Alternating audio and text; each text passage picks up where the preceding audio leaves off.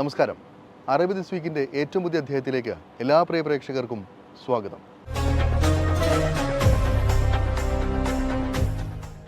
തിരക്കിട്ട ജീവിതത്തിനിടയിലെ സമ്മർദ്ദങ്ങളെ ലഘൂകരിക്കാൻ യോഗയെ എങ്ങനെ ഫലപ്രദമായി ഉപയോഗിക്കാമെന്ന് തെളിയിച്ച ഒരു മലയാളിയെയാണ് ഇനി പരിചയപ്പെടുത്തുന്നത്. കണ്ണൂരുകാരൻ ജയേഷ് അർബൻ യോഗി എന്നാണ് പ്രവാസികൾക്കിടയിൽ അറിയപ്പെടുന്നത്.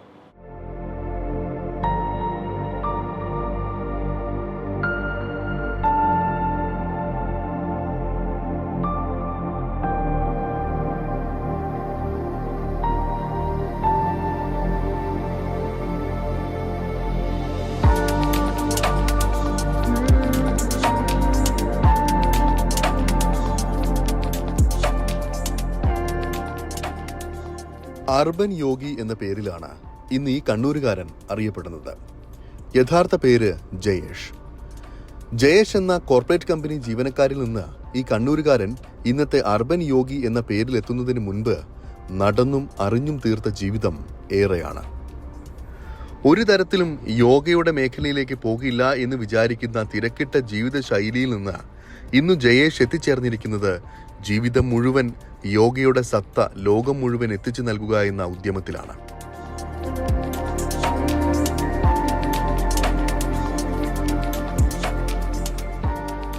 കോർപ്പറേറ്റ് തിരക്കുകളിൽ നിന്ന് പാരമ്പര്യത്തിന്റെ മടിത്തട്ടിലേക്കുള്ള തിരിഞ്ഞുനടത്തം ഇന്ന് ജയേഷിനെ ലോകം മുഴുവൻ അറിയപ്പെടുന്ന യോഗ അധ്യാപകൻ എന്ന നിലയിലേക്ക് ഉയർത്തിയിരിക്കുകയാണ്.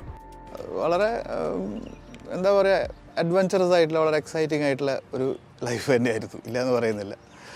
ഒരു 8-10 വർഷത്തോളം ഞാൻ ഇവിടെ വർക്ക് ചെയ്തിരുന്നു. തെറ്റില്ലാതെ സക്സസ്ഫുൾ എന്ന് വേണമെങ്കിൽ പറയാം. അങ്ങനത്തെ ഒരു കരിയർ തന്നെയായിരുന്നു. പിന്നെ 2010 ഞാനൊരു സ്വന്തമായിട്ടൊരു ഓൺടർപ്രണർഷിപ്പ് എന്ന് പറഞ്ഞൊരു വെഞ്ചറിലേക്ക് ഞാൻ ഇറങ്ങുന്നത്. പക്ഷെ അതത്ര ഒരു നന്നായി പോയില്ല. അപ്പോൾ അതിനോടനുബന്ധിച്ചിട്ടുള്ള പല പ്രശ്നങ്ങളും സ്ട്രെസ്സും കാര്യങ്ങളും ഇതൊക്കെ വന്നു ചേർന്നു. പിന്നെ ഭയങ്കര ഒരു ബുദ്ധിമുട്ടാണ്. എനിക്ക് പല പല അസുഖങ്ങൾ വരാൻ തുടങ്ങി. മാനസികമായിട്ടൊക്കെ ആകെ തകർന്നു നിൽക്കുന്ന ഒരു സമയത്താണ് ഞാൻ യോഗ പരീക്ഷിക്കുന്നത്.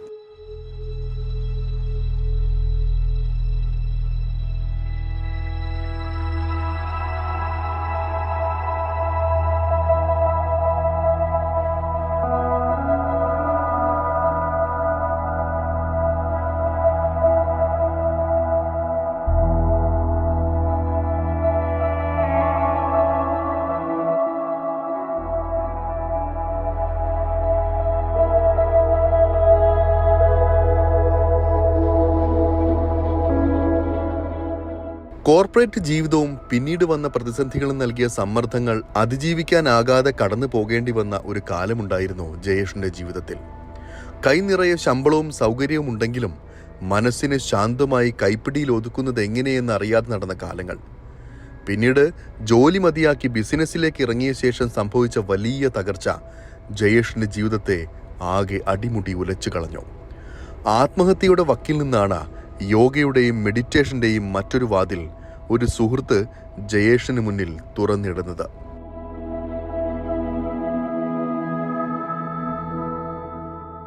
ആർട്ട് ഓഫ് ലിവിങ്ങിൻ്റെ ഒരു സുദർശൻ ക്രിയ പഠിപ്പിക്കുന്ന ഒരു കോഴ്സുണ്ട്, ഹാപ്പിനെസ് പ്രോഗ്രാം എന്നുണ്ട്. അതാണ് ആദ്യം ചെയ്യുന്നത്. അത് ചെയ്ത് കഴിഞ്ഞപ്പോൾ തന്നെ നല്ലൊരു മാറ്റം ജീവിതത്തിൽ വരാൻ തുടങ്ങി. പിന്നെ ഞാൻ ആർട്ട് ഓഫ് ലിവിങ്ങിന് തന്നെ വേറെ പല പല കോഴ്സുകളും, advance meditation programme, Sahaj may സമാധി, അതൊക്കെയാണ് ആദ്യം ചെയ്യുന്നത്. അതിന് ശേഷമാണ് ഈ യോഗ പഠിക്കുന്നത്. കാരണം അത്രയൊക്കെ ആയപ്പോഴേക്കും തന്നെ ജീവിതത്തിൽ വലിയൊരു മാറ്റം സംഭവിച്ചായിരുന്നു. പിന്നെ ഞാൻ വെച്ചു പിന്നെ ഇതൊന്ന് പ്രൊഫഷണലി ഒന്ന് പഠിച്ചു കളയാം, എന്താണ് ഇതിൻ്റെ ഒരു കാര്യം എന്നറിയാമല്ലോ. അങ്ങനെയാണ് ഞാനിത് പഠിക്കുന്നത്. ഫിലിമിൽ തന്നെ ഞങ്ങൾക്ക് ശ്രീ സ്കൂൾ ഓഫ് യോഗ എന്ന് പറഞ്ഞിട്ട് യോഗ പഠിപ്പിക്കുന്ന ഒരു സ്കൂളുണ്ട്. ബാംഗ്ലൂരാണ് എൻ്റെ ഹെഡ് ഓഫീസ്. അവർ ദുബായിലും പല സ്ഥലത്തും കോഴ്സുകൾ ഈ yoga teachers training programme conduct ചെയ്യാറുണ്ട്. അപ്പോൾ അങ്ങനെ ദുബായിലൊരു കോഴ്സ് നടന്നപ്പോൾ ഞാൻ അവിടുന്ന് അതിൽ ജോയിൻ ചെയ്ത് അങ്ങനെ പഠിക്കുകയാണ് ഉണ്ടായത്. പിന്നീട് മറ്റൊരു ലോകമാണ് തനിക്ക് മുന്നിൽ പ്രകാശിതമായതെന്ന് ജയേഷ് പറയുന്നു. താൻ ഇതുവരെ അനുഭവിച്ച സമ്മർദ്ദങ്ങളെല്ലാം അനാവശ്യ ചിന്തകളുടെയും മത്സര ചിന്തകളുടെയും പരിണിത ഫലമാണെന്ന് മനസ്സിലാക്കിയ നിമിഷങ്ങൾ. കൈവിട്ടു പോയെന്ന് കരുതിയ മനസ്സിനെ അനാവശ്യ ചിന്തകളിൽ നിന്ന് പറിച്ചെടുത്ത് സമാധാനത്തിന്റെ, സന്തോഷത്തിന്റെ പാതയിലേക്ക് തിരികെ നടത്തിയ നിമിഷങ്ങൾ.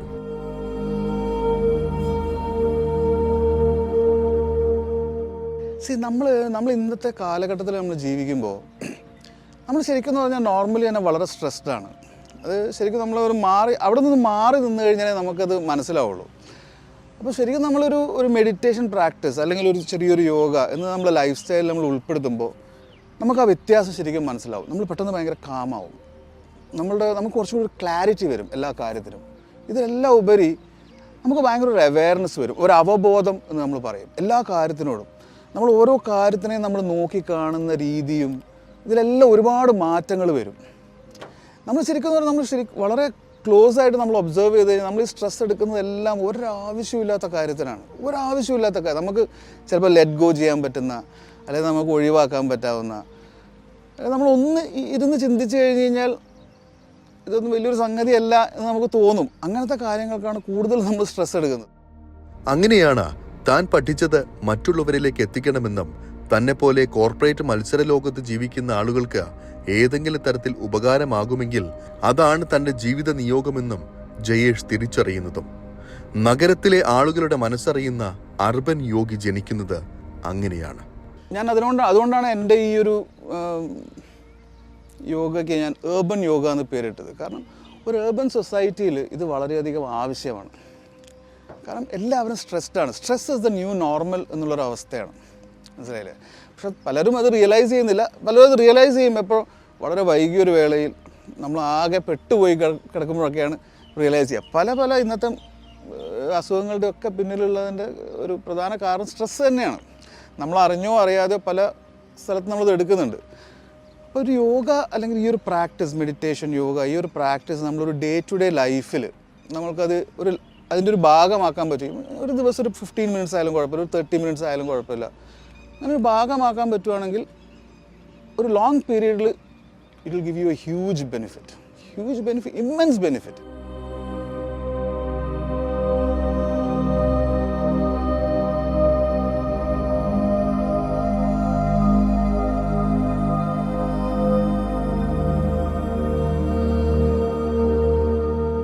മതത്തിന്റെയോ ജാതിയുടെയോ ഏതെങ്കിലും രാജ്യത്തിന്റെയോ കള്ളികളിൽ യോഗയെ കുരുക്കിയിടരുത് എന്നാണ് ജയേഷ് പറയുന്നത്. മനുഷ്യ മനസ്സിന്റെ താക്കോൽ കൃത്യമായി പറഞ്ഞു തരുന്ന ഈ ശാഖയെ പലരും സ്വാർത്ഥ താല്പര്യങ്ങൾക്ക് ഉപയോഗിക്കുന്നത് ശരിയല്ല എന്നും ലോകമെമ്പാടുമുള്ള എല്ലാ മനുഷ്യരിലേക്കും യോഗ എത്തണമെന്നാണ് തന്റെ ആഗ്രഹമെന്നും ലോകത്തിന്റെ പൊതു സ്വത്താണ് യോഗ എന്നും ജയേഷ് പറയുന്നു. കാരണം നമ്മൾ ഈ ചിന്തിച്ച് വെച്ചിരിക്കുന്നത്, നമ്മൾ ഈ മനസ്സിലാക്കിയിരിക്കുന്നതൊക്കെ തെറ്റാണ്. യോഗ എന്ന് പറഞ്ഞാൽ ഒരു സയൻസ് തന്നെയാണ് ശരിക്കും പറഞ്ഞു കഴിഞ്ഞാൽ. അതിൽ നമ്മളതിന് ഒരു റിലീജിയനായിട്ടോ അല്ലെങ്കിൽ ഒരു കൺട്രി ആയിട്ടോ അങ്ങനെയൊന്നും നമ്മളതിനെ കണക്ട് ചെയ്യേണ്ട ആവശ്യമില്ല. ഇത് ലോകത്തിൻ്റെ പൊതുവായിട്ടുള്ളൊരു സ്വത്താണ് യോഗ എന്ന് പറയുന്നത്. അല്ലെങ്കിൽ ഒരു പെർട്ടിക്കുലർ മതത്തിൻ്റെയോ അല്ലെങ്കിൽ പ്രത്യേകിച്ച് ഒരു രാഷ്ട്രത്തിൻ്റെയോ അങ്ങനെയൊന്നുമല്ല. എല്ലാവർക്കും yoga it's all about your mind, മനസ്സിലായില്ലേ? ഓക്കെ, പോസ്റ്റേഴ്സ് ഉണ്ട്, നമ്മൾ ഫിസിക്കലായിട്ടുള്ള പോസ്റ്റർ. ഇപ്പം നമുക്ക് ഒരു ഫിസിക്കൽ ആക്ടിവിറ്റിക്കാണ്, നമുക്ക് ജിമ്മിൽ പോവാം, നമുക്ക് വേണമെങ്കിൽ സ്വിമ്മിങ്ങിന് പോവാം. ഇനി ഫ്ലെക്സിബിൾ ആണോ, ജിംനാസ്റ്റിക്സ് പഠിച്ചാൽ മതി. ഇതിനൊക്കെ പക്ഷേ yoga is A science which directly deals with your mind.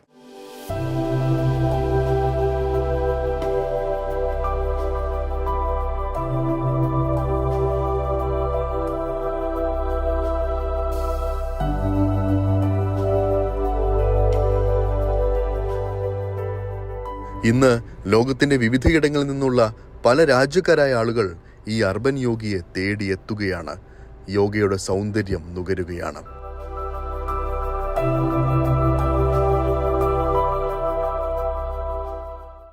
Urban യോഗി എന്ന് പറയുമ്പോൾ ആ ഒരു പേരിട്ടതൊരു ലക്ഷ്യത്തോടു കൂടിയായിരുന്നു. കാരണം അങ്ങനെ ഒരു ഏർബൻ സൊസൈറ്റിയിലേക്ക് ഇതിനെ കൊണ്ടുവരണം. അപ്പോൾ അതിൽ ചെറിയൊരു കോൺട്രിബ്യൂഷൻ ചെയ്യാൻ പറ്റി എന്നുള്ള ഒരു സന്തോഷം, അത്രയേ ഉള്ളൂ. പിന്നെ ഞാനിതൊരു ഭീകരമായി കമേഴ്ഷ്യലൈസ് ചെയ്യാനും ഞാനിതിനെ ശ്രമിച്ചിട്ടില്ല. എൻ്റെ ഇന്ത്യൻസാണ് കൂടുതലും, പക്ഷേ നാട്ടിൽ നിന്നുള്ളവരല്ല. കൂടുതലും US നിന്നും UK നിന്നുള്ളവരാണ്. പിന്നെ കൂടുതൽ റഷ്യൻസ് ഉണ്ട്, മൊറോക്കൻസ് ഉണ്ട്, യൂറോപ്യൻസ് കുറച്ച് പേരുണ്ട്, അറബ്സ് ഉണ്ട്, സൗദി നിന്നുള്ള ഒരുപാട് ആൾക്കാരുണ്ട്. അങ്ങനെ പല മിക്സ്.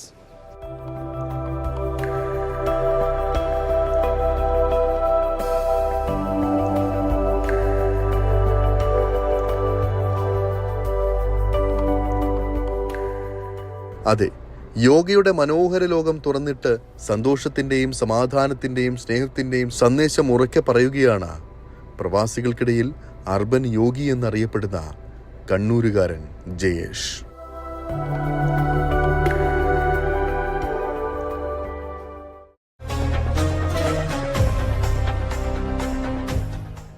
ഗൾഫ് നാടുകളിലും യോഗാ ദിനാചരണം വിപുലമായ രീതിയിലാണ് സംഘടിപ്പിച്ചത്. ഇന്ത്യൻ എംബസിയുടെ നേതൃത്വത്തിലായിരുന്നു മിക്ക ഗൾഫ് നാടുകളിലും യോഗാ ദിനാചരണം നടന്നത്. ഖത്തറിലെ ഏഷ്യൻ ടൗൺ ക്രിക്കറ്റ് സ്റ്റേഡിയത്തിൽ നടന്ന യോഗാ ദിനാചരണത്തിൽ ജീവിതത്തിൻ്റെ നാനാ തുറകളിൽ നിന്ന് ആയിരക്കണക്കിന് ആളുകളാണ് പങ്കെടുത്തത്.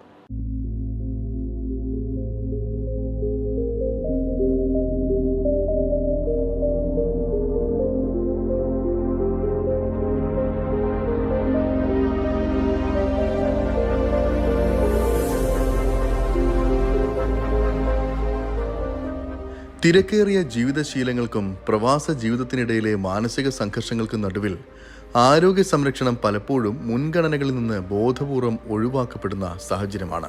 ഈ സാഹചര്യത്തിൽ യോഗ ജീവിതശീലമാക്കേണ്ടതിന്റെ പ്രാധാന്യം ഒരിക്കൽ കൂടി ഓർമ്മിപ്പിക്കുന്നതായിരുന്നു അന്താരാഷ്ട്ര യോഗാ ദിനത്തിൽ ദോഹയിലെ ഏഷ്യൻ ടൗൺ ക്രിക്കറ്റ് സ്റ്റേഡിയത്തിൽ നടന്ന യോഗ പരിശീലന പരിപാടി. ഇന്ത്യൻ എംബസിയുടെ നേതൃത്വത്തിൽ ഇന്ത്യൻ സ്പോർട്സ് സെന്ററിന്റെയും മറ്റ് അപെക്സ് ബോഡികളുടെയും സഹകരണത്തോടെ സംഘടിപ്പിച്ച പരിപാടിയിൽ സാധാരണക്കാരായ തൊഴിലാളികൾ മുതൽ സ്ത്രീകളും കുട്ടികളും ഉൾപ്പെടെ 2000-ലധികം ആളുകൾ പങ്കെടുത്തു. യോഗ സ്വന്തത്തിനും സമൂഹത്തിനും എന്ന പ്രമേയത്തിന് അടിവരയിടുന്നതായിരുന്നു ഈ ബഹുജന പങ്കാളിത്തം. ഇന്ത്യക്ക് വേണ്ടി ഞങ്ങൾ ഇവിടുന്ന് ഇത് പങ്കെടുക്കുമ്പോൾ നമ്മുടെ യോഗയുടെ പ്രാധാന്യം ഒരുപാട് നാഷണാലിറ്റീസ്, നേപ്പാളീസ്, വളരെ കൂടുതൽ കൺട്രീസിൽ നിന്ന് കൂടെ ആൾക്കാർ വന്നിട്ടുണ്ടായിരുന്നു. നമ്മൾ ഇൻവൈറ്റ് ചെയ്തിട്ടുണ്ടായിരുന്നു. അവരൊക്കെ വന്നു. അവർക്കൊക്കെ ഇതിനെപ്പറ്റിയുള്ള എല്ലാവിധ ഡീറ്റെയിൽസും നമ്മളെ ഇൻസ്ട്രക്ടർക്ക് കൊടുക്കുകയുണ്ടായി. ആൻഡ് നമ്മൾ അവരെ കൊണ്ട് ചെയ്യിക്കുകയും ചെയ്തു. സോ ദാറ്റ് അവർക്കും കൂടി പിന്നെ ഇത് ചെയ്യാനുള്ള എല്ലാ ഇൻസ്ട്രക്ഷൻസും എല്ലാ ഡീറ്റെയിൽസും നമ്മൾ കൊടുത്തിട്ടുണ്ട്. ആൻഡ് ഇത് എൻ്റെ ഫ്രണ്ടാണ്. അവൾ ഫസ്റ്റ് ടൈം ചെയ്യുകയാണ്. ആൻഡ് അവൾക്ക് ഭയങ്കരമായിട്ട് ഇഷ്ടപ്പെട്ടു ഇത്. ഇനി യെസ്, നമ്മുടെ മെൻ്റലി റീഫ്രഷായി നമുക്ക് ഒരു പോസിറ്റീവ്. വൈകിട്ട് 5 മണി മുതൽ തന്നെ ലേബർ ക്യാമ്പുകളിൽ നിന്നുള്ള 100 കണക്കിന് ആളുകൾ ഏഷ്യൻ ടൗണിലെത്തി രജിസ്ട്രേഷൻ പൂർത്തിയാക്കിയാണ് സ്റ്റേഡിയത്തിലേക്ക് പ്രവേശിച്ചത്. ഇന്ത്യൻ അപെക്സ് ബോഡികൾക്ക് കീഴിലെ 100 കണക്കിന് വോളണ്ടിയർമാർ പരിപാടിയിൽ പങ്കെടുക്കാൻ എത്തിയവർക്ക് പ്രത്യേക ടീഷർട്ടുകൾ വിതരണം ചെയ്തും യോഗ മാറ്റ് ഉൾപ്പെടെയുള്ള മറ്റ് സൗകര്യങ്ങൾ ഒരുക്കിയും കൂടെ നിന്നപ്പോൾ ഇന്ത്യയിൽ നിന്നും ഐക്യരാഷ്ട്രസഭയോളം എത്തിയ യോഗയുടെ സന്ദേശം ഖത്തറിലും തൂവെള്ള കുപ്പായത്തിൽ ഒരൊറ്റ മനസ്സോടെ അണിനിരക്കുന്ന കാഴ്ചയാണ് കണ്ടത്. Indian ambassador Vipul, Indian sports centre president EP Abdul Rahman, ICC president AP Manikandan, coordinator PN Baburajan, മറ്റ് സംഘടനാ പ്രതിനിധികൾ എന്നിവർ ചേർന്ന് പരിപാടിക്ക് നേതൃത്വം നൽകി. Several hundred people gathered here today, Indians as well as other nationalities, to do yoga together. This year, of course, the topic of the Yoga Day celebration was yoga for self and for society. And I'm sure that yoga builds more harmonious people, and it can really promote peace and harmony in the world. Over the past 10 years, since Yoga Day was started with the UN resolution in 2015, this event has been celebrated all across the world, and I'm very happy that here in Doha also we have been doing these events for celebration of International Day of Yoga. So I would request everyone that let's try and do yoga regularly, because it will really help us in our physical and mental health and well-being, and this is something that UN and WHO have also recognized. And I would also like to thank the entire Indian community organizations who helped us in doing this event here. ഖത്തറിന്റെയും ഇന്ത്യയുടെയും ദേശീയ ഗാനങ്ങൾ ആലപിച്ചായിരുന്നു തുടക്കം. പിന്നെ വിദഗ്ധരായ യോഗ പരിശീലകരുടെ നേതൃത്വത്തിൽ വിവിധ യോഗാസനങ്ങളുടെ പ്രദർശനവും പരിശീലനവും വേദിയിൽ നടന്നു. Join your palms at the center of your heart. Rub your palms. Generate the warmth. Place on your eyes. Face. ഒപ്പം വിവിധ സംസ്ഥാനങ്ങളിൽ നിന്നുള്ള ഇന്ത്യൻ പ്രവാസികളും യോഗയെ സ്നേഹിക്കുന്ന വിദേശികളായ ചിലരും ആവേശത്തോടെ പരിപാടിയിൽ പങ്കെടുത്തപ്പോൾ ഇന്ത്യയിൽ നിന്നും കടൽ കടന്ന് ലോകത്തിന് മുഴുവൻ മാതൃകയായ അന്താരാഷ്ട്ര യോഗാ ദിനമെന്ന ആശയം ഖത്തറിലും ആരോഗ്യപൂർണമായ ഒരു സമൂഹത്തിനുള്ള മികച്ച സന്ദേശമായി. I'm from Morocco. It's very nice. I like so much.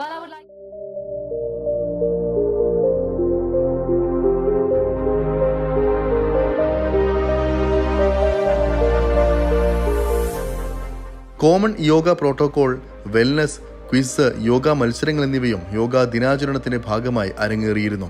2014 പ്രധാനമന്ത്രി നരേന്ദ്രമോദി UN ജനറൽ അസംബ്ലിയിൽ അന്താരാഷ്ട്ര യോഗാ ദിനം എന്ന ആശയം മുന്നോട്ട് വച്ചതിനെ തുടർന്നാണ് അന്താരാഷ്ട്ര യോഗാ ദിനം ആരംഭിക്കുന്നത്. ഇന്ത്യയുടെ പുരാതന പാരമ്പര്യത്തിൽ നിന്നുള്ള അമൂല്യ സംഭാവനയായി അറിയപ്പെടുന്ന യോഗ മനസ്സിന്റെയും ശരീരത്തിന്റെയും ചിന്തയുടെയും പ്രവർത്തനത്തിന്റെയും ഐക്യപ്പെടലായി പിന്നീട് ലോകം മുഴുവൻ ഏറ്റെടുക്കുകയായിരുന്നു.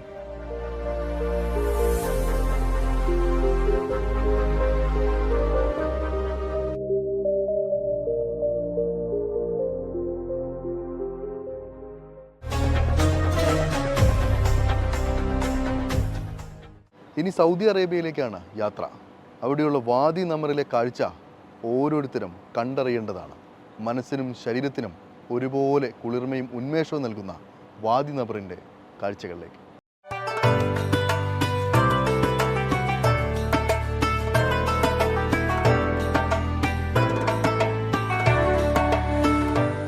റിയാദ് നഗരത്തിന്റെ തിരക്കുകളിൽ നിന്ന് തെക്കോട്ടുള്ള ദിശയിലേക്ക് ഏകദേശം 20 കിലോമീറ്റർ സഞ്ചരിച്ചാൽ എത്തുന്നതാണ് വാദി നമർ എന്ന വിനോദസഞ്ചാര കേന്ദ്രം. കുടുംബ സൗഹൃദ ബന്ധങ്ങൾ ദൃഢമാക്കുവാൻ നിങ്ങൾ ആഗ്രഹിക്കുന്നുണ്ടെങ്കിൽ നിർബന്ധമായും സന്ദർശിക്കേണ്ട സ്ഥലമാണ് വാദി നമർ. കൃത്രിമമായി സൃഷ്ടിച്ച മനോഹരമായ വെള്ളച്ചാട്ടവും ഒരു ഡാമും തടാകവും ആധുനിക രീതിയിൽ നിർമ്മിച്ച പാർക്കും ഈ പ്രദേശത്തിന്റെ പ്രത്യേകതയാണ്. കേരളത്തിലെ പ്രകൃതി മനോഹാരിതയും മറ്റും കണ്ടുശീലിച്ച മലയാളികൾക്ക് ഈ കാഴ്ചകൾ അധികം പുതുമ നൽകില്ല എങ്കിലും വാദി നമർ കാണാനെത്തുന്ന ഓരോ മലയാളിയും വളരെ അത്ഭുതത്തോടെയാണ് കാര്യങ്ങൾ വിലയിരുത്തുക. നല്ല പ്രകൃതി രമണീയമായ ഒരു സ്ഥലമാണ്. അതോടൊപ്പം തന്നെ നല്ലൊരു ലേക്കുണ്ട്. നാനാനിലയിൽപ്പെട്ട അനേക ആൾക്കാർ ഇവിടെ കടന്നു വന്ന് ഈവനിങ്ങുകളിൽ സന്തോഷിക്കുന്ന ഒരു സ്ഥലമാണിത്. ചുറ്റുപാടും മലയും മലയുടെ താഴ്വാരമാണിത്. വളരെ നീളമുള്ള ഒരു ലേക്കുണ്ട്. അതോടൊപ്പം തന്നെ വൃക്ഷങ്ങൾ, വനങ്ങൾ, മറ്റ് നല്ല വന്ന് എൻജോയ് ചെയ്യാൻ പറ്റിയ ഏറ്റവും പ്രകൃതി രമണീയമായ ഒരു സ്ഥലമാണ്. നിങ്ങളെല്ലാവരും ഇതിൽ വന്ന് കാണുകയും എൻജോയ് ചെയ്യുകയും ചെയ്യണമെന്ന് ഓർപ്പിക്കുന്നു.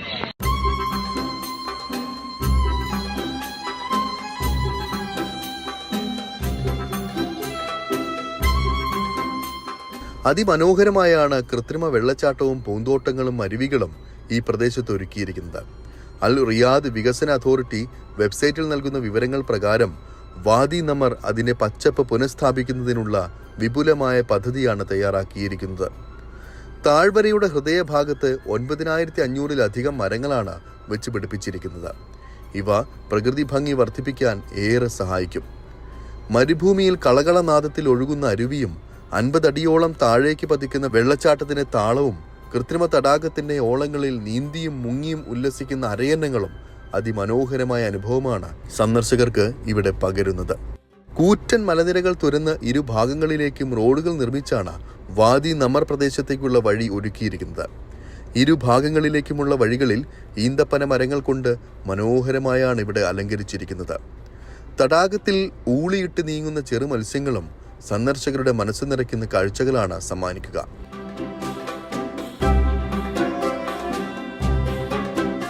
സന്ദർശകർക്ക് ഇരിക്കാനും തടാകത്തിന്റെ കാഴ്ചകൾ ആസ്വദിക്കാനും ഇവിടെ പ്രത്യേകമായ സൗകര്യങ്ങളാണ് ഒരുക്കിയിരിക്കുന്നത്. പ്രദേശം വഴി സഞ്ചരിച്ച് തടാകത്തിന്റെയും പർവ്വതനിരകളുടെയും കാഴ്ചകൾ ആസ്വദിക്കാൻ പ്രത്യേകം നടപ്പാതകളും ഇവിടെ സജ്ജീകരിച്ചിട്ടുണ്ട്. നിരവധിയായി എത്തുന്ന സന്ദർശകർ ഇവിടെ മലകയറ്റത്തിനുള്ള അവസരവും പ്രയോജനപ്പെടുത്തുന്നുണ്ട്. കൂറ്റൻ മലകൾക്കിടയിൽ രൂപപ്പെട്ട അനേകം ഗുഹകളും ഈ പ്രദേശത്തിന്റെ പ്രത്യേകതയാണ്. ആഹാരം പാചകം ചെയ്യാനും പാചകം ചെയ്തുകൊണ്ടുവരുന്ന ആഹാരങ്ങൾ കൂട്ടമായി ഇരുന്ന് ആസ്വദിച്ച് ഭക്ഷിക്കാനുമാണ് സന്ദർശകർ പ്രധാനമായും ഈ ഗുഹകളെ പ്രയോജനപ്പെടുത്തുന്നത്. താഴ്വാരത്തോട് ചേർന്ന് നിർമ്മിച്ച വിശാലമായ പാർക്കിൽ കുട്ടികൾക്ക് കളിക്കാനുള്ള വിശാലമായ സൗകര്യങ്ങളും സജ്ജീകരിച്ചിട്ടുണ്ട്. നിലവിൽ തടാകത്തിൽ മീൻപിടുത്തത്തിന് അനുമതിയില്ല. ഇതുകൂടി അനുവദിച്ചാൽ സന്ദർശകർക്ക് കൂടുതൽ രസകരമാകുമെന്നാണ് ചില സന്ദർശകർ അഭിപ്രായപ്പെടുന്നത്. എന്നാൽ ഈ താഴ്വരയിലേക്ക് സന്ദർശകരെ ആകർഷിക്കുന്ന പ്രധാന ഘടകങ്ങൾ നിരവധിയാണ്. തടാകവും അവയുടെ പരിസര പ്രദേശങ്ങളും അതിമനോഹരമായി ചിത്രീകരിക്കുവാനും കുടുംബത്തോടൊപ്പം തടാകത്തിനരികിൽ ചെലവഴിക്കുവാനും ഭക്ഷണം പാചകം നടത്തുവാനുള്ള സൗകര്യങ്ങളാണ് ഇതിൽ പ്രധാനം.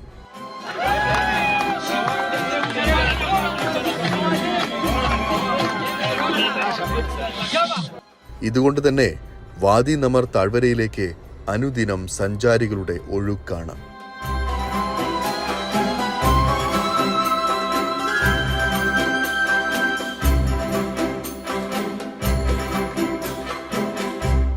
അറേബ്യൻ ദിസ് വീക്കിൻ്റെ ഈ ഒരു അധ്യായം ഇവിടെ പൂർണ്ണമാവുകയാണ്. അറേബ്യൻ നാടുകളിലെ കൂടുതൽ കൗതുക കാഴ്ചകളും വിശേഷങ്ങളുമായി അറേബ്യൻ ദിസ് വീക്ക് അടുത്തയാഴ്ച ഇതേ സമയം ഇതേ ദിവസം. നമസ്കാരം.